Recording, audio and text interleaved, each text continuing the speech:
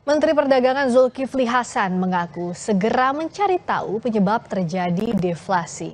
Mendak menyebut deflasi belum tentu akibat menurunnya daya beli masyarakat.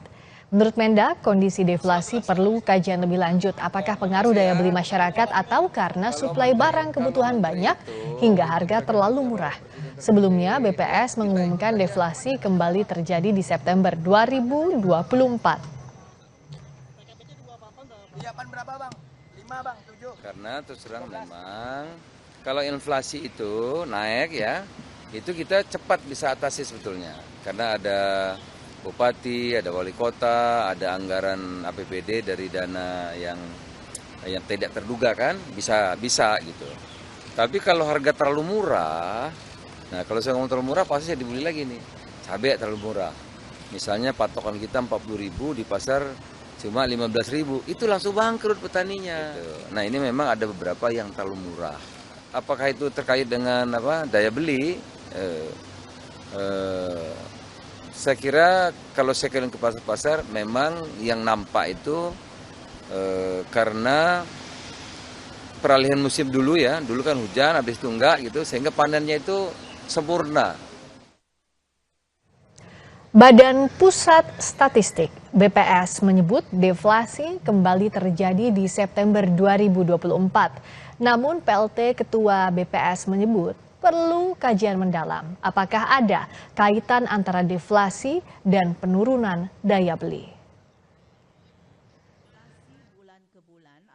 Badan Pusat Statistik menyebut deflasi kembali terjadi di September 2024. Deflasi yang terjadi 5 bulan terakhir disumbang oleh penurunan harga komoditas bergejolak.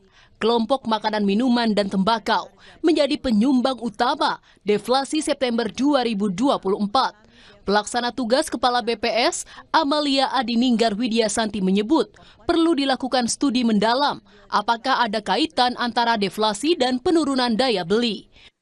Daya beli masyarakat kita harus melakukan studi yang lebih dalam. Karena angka IHK atau indeks harga konsumen ini adalah yang kita catat berdasarkan harga yang diterima oleh konsumen, direkam oleh BPS melalui indeks harga konsumen.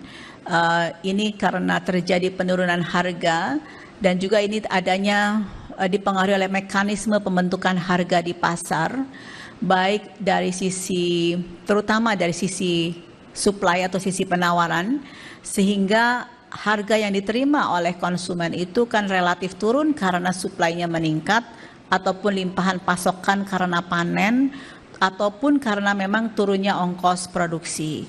Nah tentunya untuk mengambil kesimpulan apakah ini adalah menunjukkan indikasi daya beli masyarakat menurun, ini harus dilakukan studi lebih lanjut.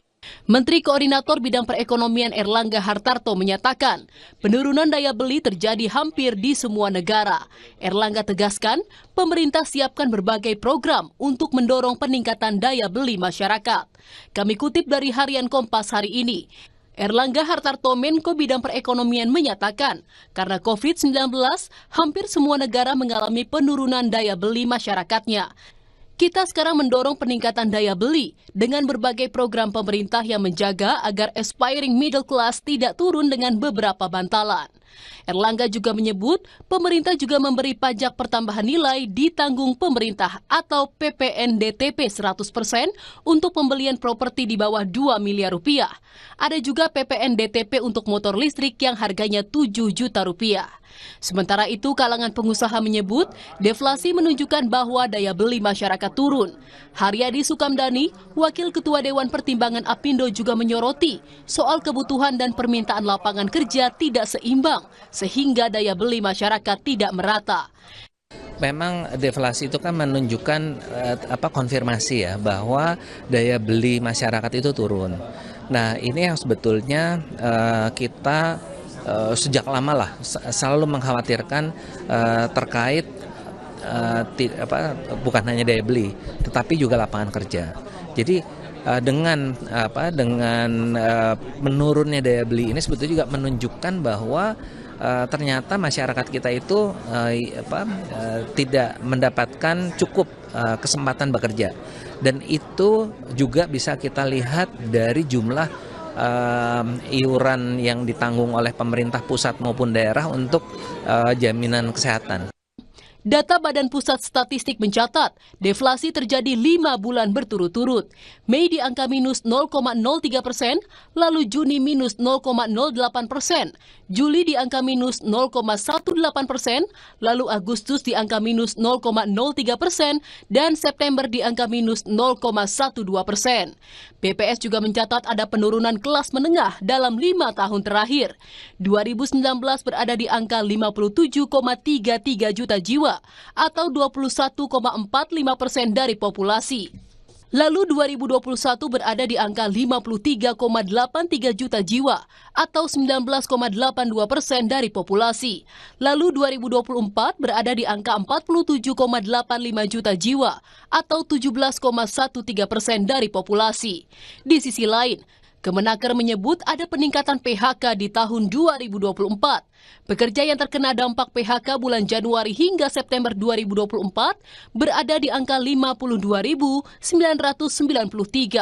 Sementara di tahun 2023, jumlahnya 42.277 pekerja. Pemerintah perlu mengkaji lebih dalam apa yang menjadi penyebab deflasi berturut-turut sehingga berdampak pada krisis ekonomi. Tim Liputan Kompas TV.